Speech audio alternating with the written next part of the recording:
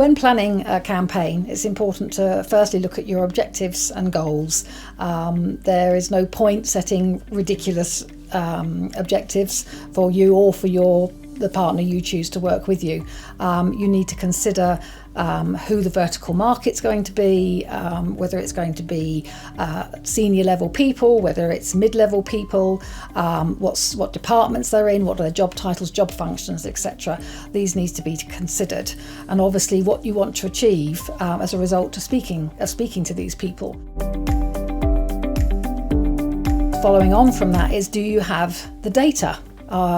It's important that the data is correct for the industry that you're looking at, for the business that you're looking at. You may not have that data, and that's not a problem. Again, working with a partner, they should have a good database. They can often augment or provide completely fresh data for you to make sure that you have a better chance of reaching out to those people that you've targeted as your primary audience. So now you need to think about, how are you going to train the agents that are going to be calling on your behalf? They do need training, but they don't need masses. This is not a 3 or 4 hour training session. This is an hour. You need to think seriously from a sales perspective. What do your prospects need to know enough to get them on the hook? The best way of proving a campaign and to make sure that you've got all the parameters correct is to do a pilot. It has the added benefit of ensuring that you and your chosen partner can work together and they have the agility to adapt according to how the campaign is delivered.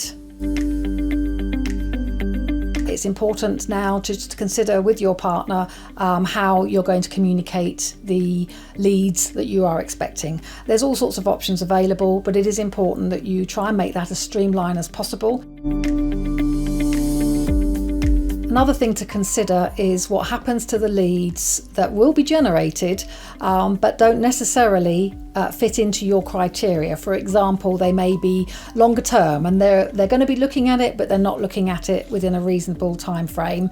You don't want to lose those. You've invested the time and money in discovering them and speaking to them. So consider working with your partner, or if you have an in-house team, to make sure that those leads are nurtured. In summary, we've covered setting goals and objectives. We've looked at selecting the right audience, the right profile of clients. We've looked at data and making sure that you get the data to give the campaign the best chance. We've looked at training.